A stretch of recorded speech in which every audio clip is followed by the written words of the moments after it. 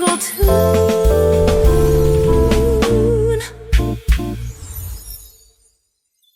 For context, my name is Colton. I'm 31, based in Atlanta, and up until about 3 months ago, I thought I was the luckiest guy alive.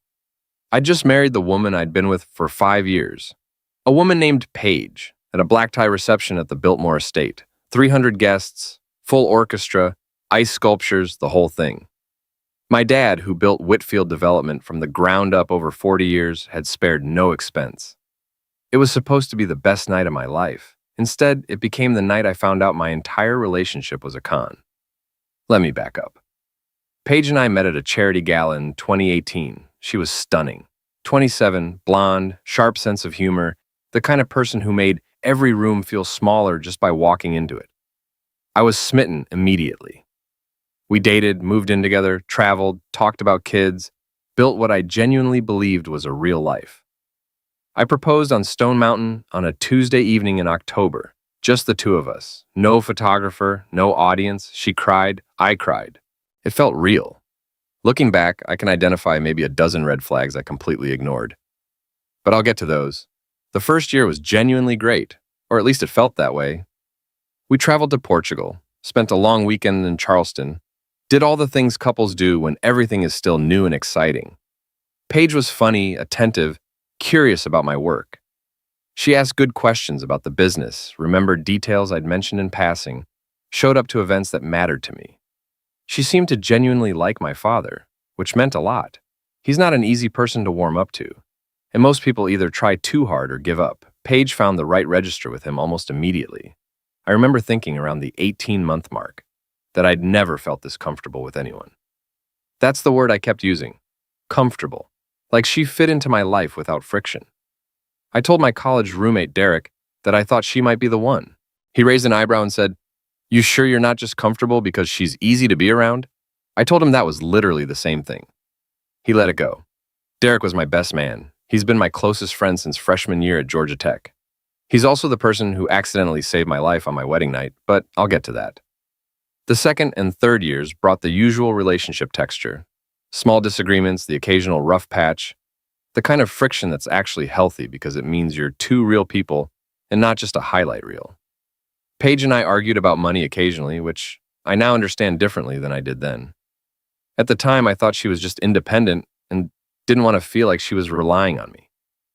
Looking back, I think she was carefully managing how much financial dependency she showed, keeping the performance calibrated, but I didn't see it that way then. I saw a woman who had her own pride and didn't want a free ride. By year 4, we were talking seriously about the future. Kids, where we'd live long-term, whether we'd keep the penthouse in Buckhead or eventually move somewhere with more space. Paige had opinions about all of it, detailed, specific opinions. She wanted a house in the Highland area eventually, something with a yard, maybe a dog. She talked about what kind of mother she wanted to be. She cried once watching a video of a dad surprising his daughter at her college graduation. I held her and thought, this is real. This is the person I'm going to build a life with. I proposed in October of year 4. Stone Mountain, just the two of us. No photographer, no audience. I'd bought the ring 3 months earlier and carried it around for weeks waiting for the right moment. When I finally did it, she cried before I even finished the question. I cried too.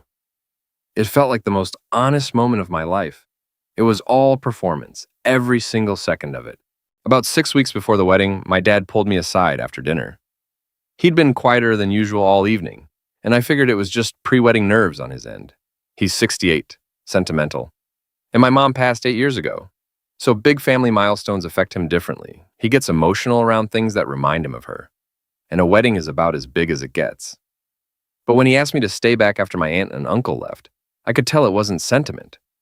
His expression was the one he uses in difficult business meetings. Measured, careful, like he's choosing every word. "Colton," he said, setting down his glass. "I want to ask you something, and I need you to hear me out before you get defensive." I told him to go ahead. "How well do you actually know Paige?" I laughed it off at first. 5 years, Dad. I know her better than I know myself. But he didn't smile back. He told me he'd had a strange feeling ever since Paige had pushed to use her own family's attorney for the prenup, a guy named Warren Aldridge instead of Tom Hargrove, who'd handled our family's legal affairs for over 2 decades. He said it felt off, that in his experience, when someone insists on controlling the paperwork, they're usually trying to control the outcome. I told him he was being paranoid. I told him Paige had mentioned that Aldridge was a family friend who specialized in estate planning and that it made sense to use someone with that background. My dad listened to all of it and then said, very quietly, "That's a reasonable explanation. I just want you to be sure." I told him I was sure. I was annoyed, honestly. It felt like he was looking for reasons to doubt her, and I didn't understand why. Paige had always been warm with him, always asked about his health, always remembered the details of whatever project he was working on. I thought he was just being overprotective. He let it go, but before I left, he mentioned something that stuck with me, even though I brushed it off at the time. He said one of his younger colleagues at the firm had been telling him about an app called Singletune. He described it as nothing like the usual dating platforms. Apparently, it was built specifically for people in high-asset situations who'd been burned before. The whole pitch was around what they called precision tuning, deep background verification, financial transparency checks, behavioral pattern analysis. The idea being that you filter out the noise before things get serious, before you're already in deep. It's like tuning for singles, my dad said, to filter out the noise before the wedding bells ring. He even quoted their slogan, "Single tune, engineered for loyalty, tuned for you."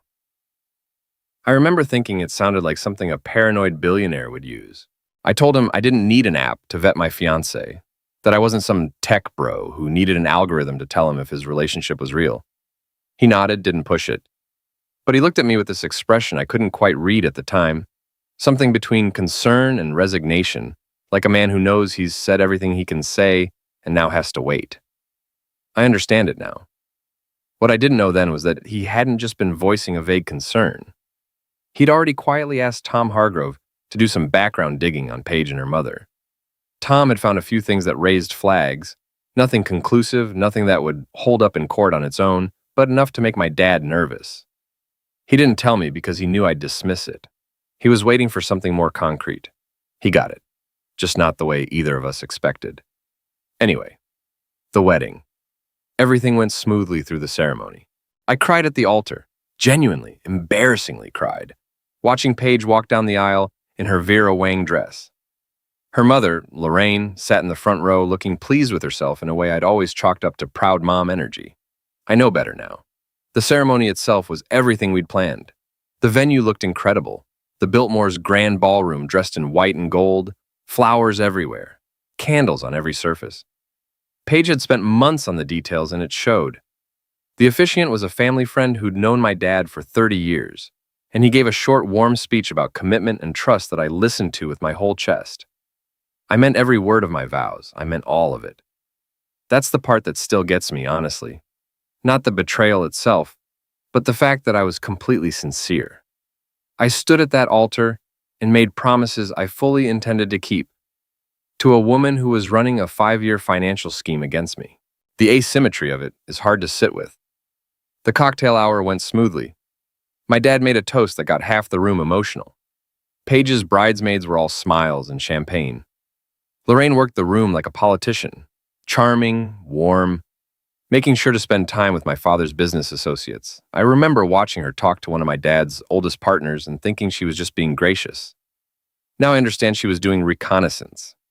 About 2 hours and 40 minutes into the reception, Paige sent me upstairs to our honeymoon suite to change out of my tux into something more comfortable for the after-party. Standard plan. She'd be down with guests, I'd be back in 15 minutes.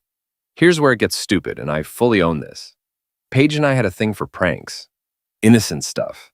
Hiding in closets, fake spiders, that kind of juvenile nonsense we'd never fully grown out of. So when I got to the suite and realized she'd be coming up soon, I had this impulsive idea to hide under the bed and jump out to scare her. I know. I crawled under the king-size bed in my Hugo Boss tux, pressed flat against the hardwood floor and waited. The carpet smelled like industrial cleaner. I was already regretting the decision. The floor was harder than I expected and the tux was definitely getting wrinkled. I lay there in the dark thinking about how she was going to absolutely lose it when I jumped out, and how we'd probably tell this story at every anniversary dinner for the next 30 years. The door opened at 9:40. The footsteps were wrong immediately. Too heavy, too deliberate. Not Paige's heels. I recognized the shoes before I recognized the voice. Black Louboutin pumps, the ones Paige had pointed out at Nordstrom a few months back. Lorraine's shoes, 3 inches from my face. She sat on the edge of the bed directly above me. The springs groaned. Martha, hold on, let me get comfortable. She was on the phone, speakerphone. I'm calling you from the honeymoon suite at the Biltmore. The idiot's still downstairs schmoozing with his father's business partners, playing the dutiful son. She laughed. God, he's pathetic. I stopped breathing. The plan's working perfectly. Better than perfect, honestly. Paige has him completely wrapped around her finger. You should see it. The boy is so in love he can barely function. My stomach dropped through the floor. And get this, he signed the prenup Warren drafted, actually believed it was protecting him. He doesn't understand a single thing about contract law. I had Warren double-check everything. The second they reach 6 months of marriage, half his trust fund becomes community property under Georgia law. He's too stupid to know the difference. I grabbed the bed frame to keep from shaking. Better yet, and his father already transferred the lake house on Lanier into both their names as a wedding gift. That property alone is worth $2.3 million at current market rate. Prime waterfront. Paige doesn't even have to do anything, it's already hers. The lake house. The one I'd spent every summer at growing up. The one with my initials carved into the dock when I was 9 years old.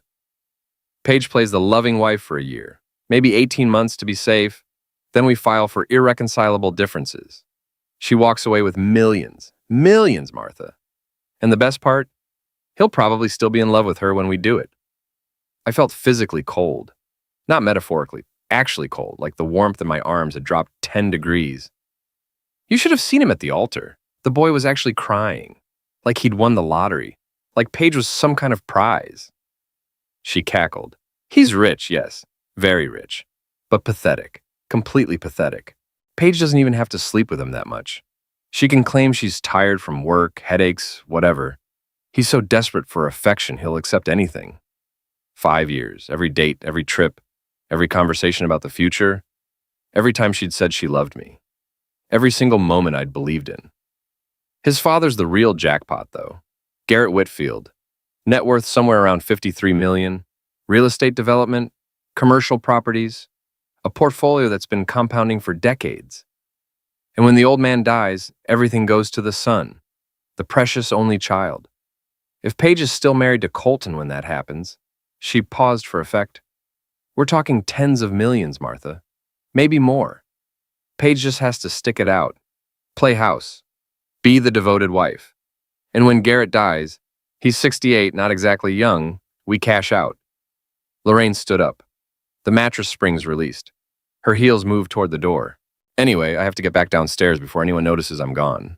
Can't have people asking questions about why the mother of the bride is missing during cocktail hour. Keep this between us. Paige is playing her part beautifully. She even convinced Colton to fire his own lawyer and use Warren for the prenup. Can you believe it? The boy signed documents drafted by my attorney and thought he was protecting himself. She laughed one more time. That sound is going to live in my head for a long time. I'll call you tomorrow. We'll celebrate properly once this circus is over. The door opened. Closed. Silence. I lay there on the floor of my honeymoon suite, shaking. Not from cold, from something I don't have a clean word for. Rage and grief and this nauseating clarity that comes when something you've believed completely turns out to be completely false. I pulled out my phone. My first instinct was to open the voice memo app, but I hadn't been recording. I hadn't known I'd need to. Then I checked my recent calls. I'd been on the phone with my groomsman, Derek, right before coming upstairs. We'd been going over the after-party logistics. The call had never disconnected. We'd both just set our phones down. I called him back immediately, kept my voice low. Derek, tell me you heard that. Colton, wait, why are you whispering? Where are you? Were you still on the call just now? Did you hear a woman talking? Yeah, I left my phone on the table when I went to get a drink. When I came back, there was this woman talking about unbelievable, Colton. Was that Paige's mom? Record it. If you still have the call on your screen, record the audio. Save it and send it to me right now. 30 seconds later, my phone buzzed. Audio file. 4 minutes and 37 seconds. I played it back, every word crystal clear. I had evidence. I crawled out from under the bed, sat on the floor with my back against the mattress, and tried to think through the anger. I've been in tense business negotiations. I've had deals fall apart. Partners betray confidences. Competitors play dirty. None of it felt like this. This was something else entirely. This was personal in a way that business never is. It reached into the parts of me that had nothing to do with money or strategy, the parts that had genuinely believed in something. I sat there for probably 2 full minutes just breathing, trying to get my hands to stop shaking, trying to think clearly instead of just reacting. Paige knocked on the door. 3 soft taps. "Babe, you in there?" Years of keeping a straight face in boardrooms saved me in that moment. I took one more breath and steadied my voice. "Yeah, just changing. Give me 5 minutes." "Don't take too long. Everyone's waiting for our first dance, and your dad wants to make another toast." She giggled. "I think he's had too much champagne." Our first dance. We'd chosen Can't Help Falling in Love. I'd thought it was perfect. I'd actually teared up a little when we'd picked it, sitting at her kitchen table, going through a playlist on her laptop. She'd squeezed my hand and said it was exactly right. "I'll be right down," I said. Her footsteps retreated down the hall. I called Tom Hargrove, my real lawyer, the one Paige had convinced me to sideline in favor of Warren Aldridge for the prenup. Tom picked up on the first ring. "Colton, congratulations, man. How's married life?" "Tom, I need you to do something right now. This is urgent." His tone shifted immediately. 26 years of practice will do that. You learn to read a voice. What happened? "Pull up the prenup Warren Aldridge drafted, the one I signed last month." Papers rustled. Tom was home, probably mid-celebration himself, but he didn't hesitate. "Okay, I've got it. What am I looking for? Is it valid? Will it hold up?" A long pause. More rustling. "Colton, where did you sign this?" "Aldridge's office." "Why?" "Because the notary seal is from DeKalb County, but Aldridge's office is in Fulton County. And the witnesses listed here, let me check the bar registry." Typing sounds. "Neither of these witnesses is a licensed attorney in Georgia. This prenup is invalid, completely invalid." My heart was hammering. "You're sure?" "Positive. The execution is fundamentally flawed. Wrong county filing, improper witnesses, questionable notarization. This wouldn't survive a preliminary hearing. And Colton, Aldridge is licensed in South Carolina. He cannot practice law in Georgia. This entire document is worthless." It clicked into place. Lorraine hadn't just drafted a prenup designed to look like it protected me. She'd deliberately used an out-of-state attorney to make sure it was unenforceable. The whole thing was theater, a prop in a longer con. "Tom, I need you to file for an annulment. Tonight if possible. Monday morning at the latest." "An annulment?" "Colton, you've been married for 3 hours. I have proof of fraud. I'm sending it to you right now." I forwarded Derek's audio file. Tom went quiet. I could hear Lorraine's voice faintly through his speaker as he listened. When it ended, he exhaled slowly. "This is fraud, actual fraud. Inducement to marry under false pretenses. This is a textbook annulment case. Can you have papers ready by Monday?" "I can have emergency papers ready by tomorrow, but Colton, what do you want to do here? You could handle this quietly. Annul the marriage, walk away clean, or what? Or you expose them, make it public, make sure everyone in that room knows what they tried to do."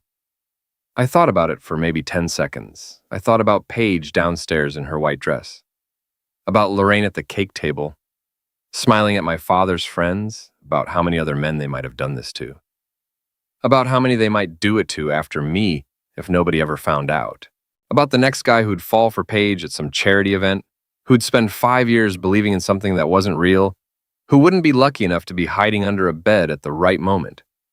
"I want to expose them," I said, "tonight.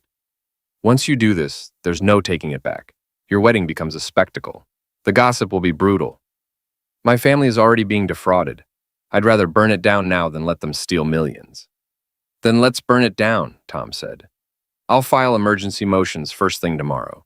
For tonight, that recording is your evidence. Use it." He walked me through the legal piece quickly. Georgia is a one-party consent state, meaning as long as one person in a conversation knows it's being recorded, it's completely legal. Derek had been on the call. He'd heard everything. The recording was clean. I changed into a fresh suit, dark charcoal, blue tie, the one Paige had helped me pick out at Nordstrom 3 weeks before the wedding. She'd held it up against my chest and said it brought out my eyes. I stood in front of the mirror for a moment and thought about how many lies she'd told while we were shopping for it. Then I went downstairs. The Biltmore Ballroom was in full swing. Crystal chandeliers, full orchestra, 300 guests in formal wear. Paige rushed over the moment she spotted me, grabbed both my hands, eyes bright. "There you are. Everyone's been asking about you. Are you okay? You were gone a while." "I'm perfect," I said. "Actually, I have a surprise." Her face lit up. "Really? What kind of surprise?" "You'll see. But first, I need to make an announcement." I walked to the DJ booth and took the microphone, tapped it twice. The music stopped. 300 faces turned toward me.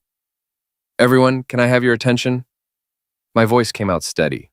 I was surprised by that. "First, I want to thank you all for being here tonight. This is a night I'll never forget." I paused. Marriage is supposed to be built on trust, on honesty, on genuine love and mutual respect. That's what I believed when I proposed. That's what I believed when I stood at that altar tonight and cried watching my bride walk down the aisle. Paige was standing a few feet away, smiling. Lorraine was near the cake table, both of them watching me with no idea what was coming. "But sometimes people lie," I said. "Sometimes you spend 5 years with someone, share your life with them, introduce them to your family, talk about having children, plan a future, and none of it is real." Paige's smile faltered, just a flicker. "About 45 minutes ago, I went upstairs to our honeymoon suite. I wanted to surprise my wife, maybe jump out and scare her when she walked in. We love pranks. It's our thing." A few people in the crowd smiled, thinking this was going somewhere sweet. But I hid under the bed, and someone else walked into the room first. Someone who didn't know I was there. Someone who made a phone call on speakerphone. Lorraine's face went white. Someone who told her friend Martha everything. Paige grabbed my arm. "Ryan, Colton, stop. Please. We can talk about this." I pulled away gently. I recorded the entire conversation. Well, my groomsman Derek did.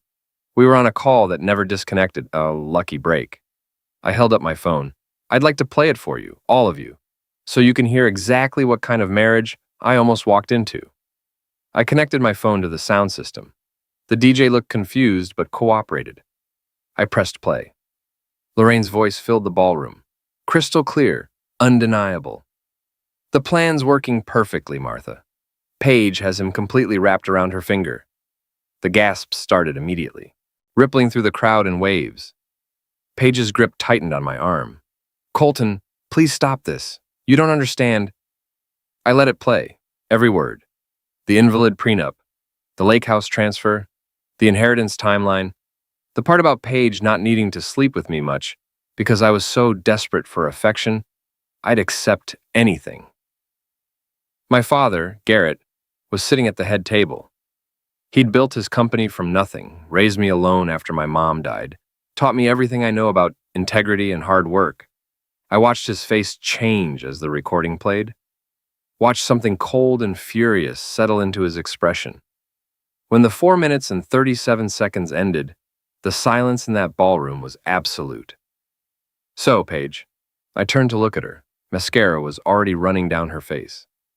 "Want to tell everyone the truth, or should I?" "I can explain," she whispered. It wasn't supposed to what? I wasn't supposed to find out?" She couldn't answer. "Ladies and gentlemen," I said to the crowd, "my attorney Tom Hargrove is filing for an annulment Monday morning. Fraud invalidates marriage contracts in Georgia. The prenup, drafted by an attorney not licensed in this state, is completely invalid. The lake house transfer can be contested as fraudulent inducement.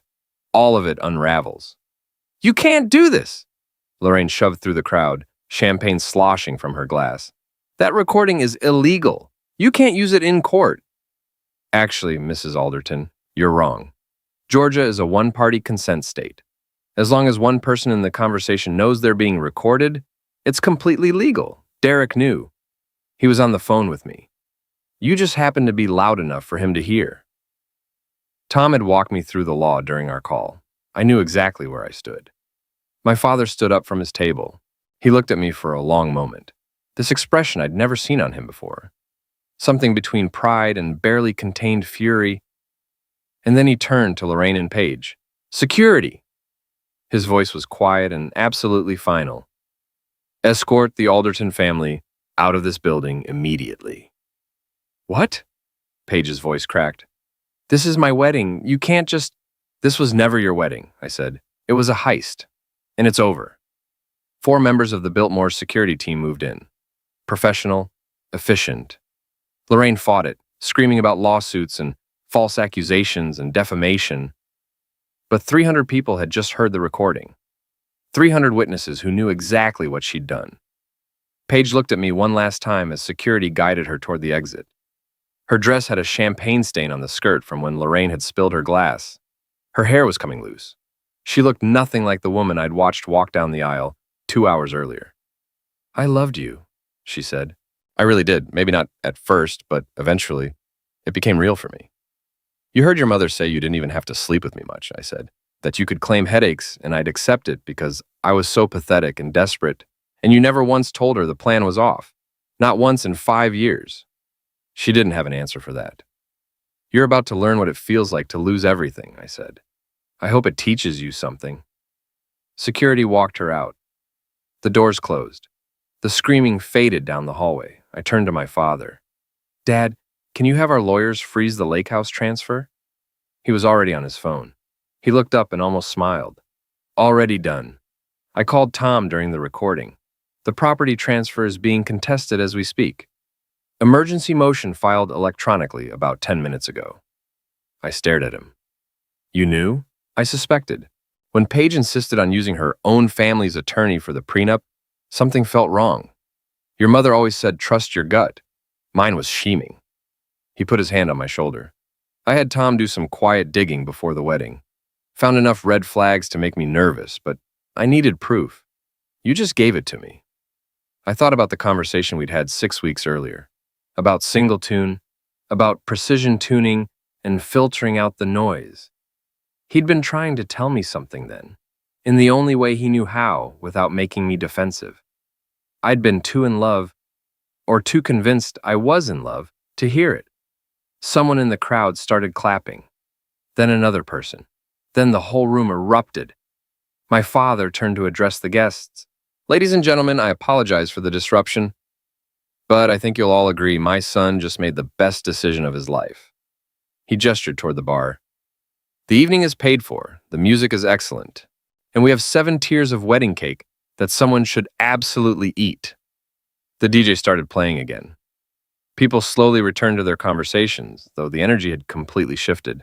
This wasn't a wedding reception anymore. It was something harder to name.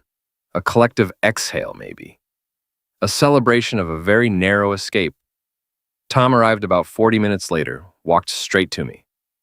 "Emergency annulment petition is filed. Judge Patricia Okafor, 28 years on the bench, known for fast rulings on fraud cases, granted an emergency hearing for Tuesday morning." That fast? The recording makes this open and shut. Fraud in the inducement is very clear under Georgia law. You have documented proof of fraudulent intent going back years. It's over. He sat down next to me. "The prenup is invalid as we discussed. Warren Aldridge is already under investigation by the Georgia State Bar. I filed a complaint tonight. He'll likely be disbarred for practicing without a license. And the lake house transfer is frozen pending the annulment ruling. Once the marriage is annulled, the transfer becomes void. The property stays in your name." I sat back in my chair and let the adrenaline drain out of me. What replaced it wasn't relief exactly. It was something heavier. Because despite everything, despite the lies, the scheme, the 5 years of calculated performance, part of me had genuinely loved Paige. Or loved whoever I'd believed she was. That person had never existed. I'd been in love with a character she'd been playing, a role she'd maintained for half a decade, with enough consistency and detail that I'd never once questioned it. That's a strange kind of grief. Mourning someone who was never real. Tom seemed to read it on my face. "You okay?" "Not really. You will be. This would have been so much worse if you'd found out after 6 months, after a year, after she'd actually succeeded. You got out clean, Colton. You handled this with more composure than most people could manage. That matters." He was right, and I knew it. but knowing something is true doesn't always make it feel better right away. Over the next hour or so, as the reception wound down and guests slowly filtered out, a number of people came up to me. Some were my father's friends, men who'd known me since I was a kid, who shook my hand and said things like, "Hell of a thing to do," and "Your mother would be proud." A few were people I barely knew. Friends of friends, colleagues of Paige's who'd apparently had their own doubts about her. Two of her bridesmaids came up separately to tell me they were sorry, that they'd always felt something was off but hadn't known how to say it. One of them, a woman named Becca, who'd been Paige's college roommate, looked genuinely shaken. She said she'd had no idea the scheme went that deep. I believed her. I think most people in Paige's life were just people, not co-conspirators, just bystanders who'd been fed the same performance I had. My father found me around midnight. Most of the guests had gone. The ballroom staff were breaking down tables, collecting glasses, folding linens. The orchestra had packed up. The ice sculptures had melted into shallow puddles on their pedestals.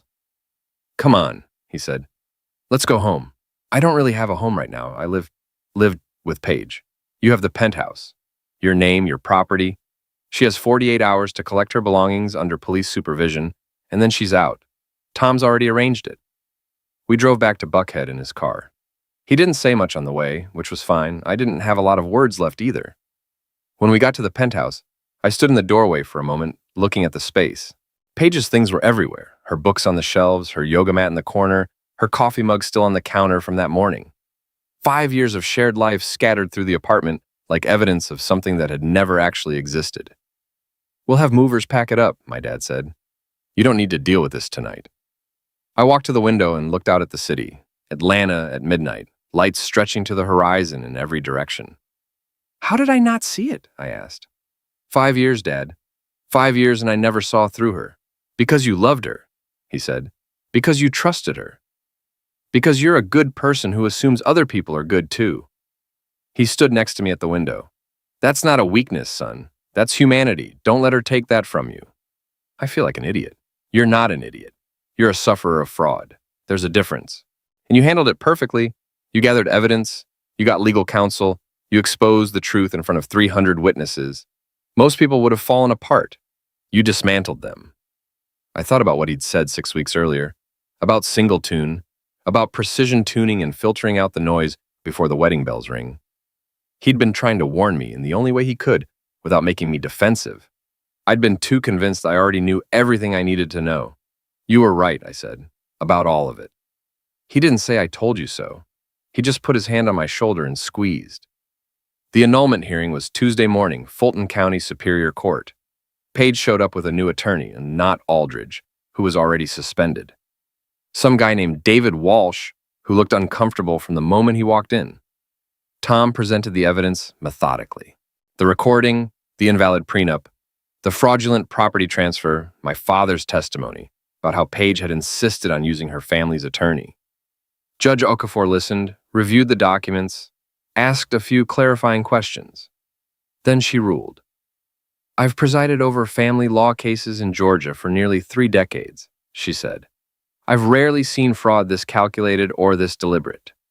She looked at Paige with an expression that wasn't quite contempt, but was close to it. "You entered into this marriage with the express intent to defraud your spouse. You systematically manipulated him into using an invalid prenup. You and your mother orchestrated one of the most cynical schemes I've encountered in my career." Paige stared at the table. "The annulment is granted. The marriage is void ab initio. From the beginning, as if it never legally occurred. The property transfer is voided. All marital claims are dismissed. Ms. Alderton, you are ordered to vacate Mr. Whitfield's residence within 48 hours under police supervision, and to have no contact with Mr. Whitfield except through legal counsel. Violation of this order will result in contempt charges." The gavel came down. Paige stood slowly. She looked at me one last time across the courtroom. "I hope you're happy," she said. "I'm not happy," I told her, "but I'm free. That's better." She walked out. The door closed. Tom turned to me. "It's over." "Just like that. Just like that. You're officially not married. Legally speaking, you never were.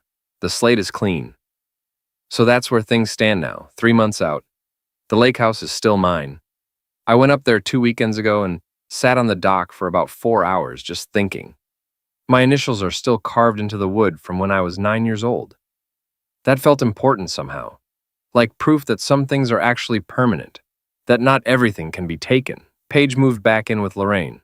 Lorraine is facing fraud charges. The DA took an interest after Tom forwarded the evidence, and trial is set for next spring. Warren Aldridge was disbarred. His entire practice is under investigation. And from what Tom tells me, there may be other clients who were similarly defrauded. Paige and Lorraine may not have run this scheme just once. Paige's Instagram, where she'd posted hundreds of photos of us over 5 years, always with captions about soulmates and true love and finding your person, is deleted, gone, like it never existed, which, legally, it didn't. I'm dating again, slowly and carefully. Tom connected me with a private investigator who specializes in vetting potential partners for people in high-asset situations. It feels cynical. I won't pretend otherwise, but I keep thinking about what my dad said 6 weeks before the wedding, about single tune, about precision tuning, about filtering out the noise before the wedding bells ring. He was trying to tell me something. I wasn't ready to hear it then. I'm ready to hear it now. People ask if I hate Paige. I don't. Hate takes energy I don't have, and it requires caring about someone enough to stay angry at them. I'm just done. Done with the lies, done with the 5 years I'll never get back, done with the version of myself who was too in love to ask the right questions. But here's the thing I keep coming back to. The universe handed me a gift that night. A completely random, absurd gift. The fact that I was hiding under a bed like an idiot trying to prank my wife, and the wrong person walked in. If I'd been anywhere else in that suite, I never would have heard it. If Derek and I had properly ended our call, there'd be no recording. If my dad hadn't already had Tom quietly digging, the lake house transfer might have taken weeks to contest. Everything had to go exactly wrong in exactly the right way for me to get out clean. I think about that a lot. I think about all the ways it could have gone differently. If Lorraine had checked the room before sitting down, if Derek had gone back to his table a minute later, if I'd decided not to hide under the bed and had just waited in the hallway instead. Any one of those things and I'd probably be 6 months into a marriage right now, slowly being bled dry, still completely in love with a woman who was counting down the days until she could file for divorce and walk away with half of everything. The margin between the life I almost had and the life I actually have is razor thin. That's not a comfortable thing to sit with. Paige and Lorraine spent 5 years building a scheme designed to take everything from me. They planned it carefully, executed it patiently, and nearly pulled it off. What dismantled the whole thing was 4 minutes and 37 seconds of audio recorded by accident on a phone left on a table. They planned my destruction in secret over half a decade. I dismantled it in the length of a pop song. I'll take that.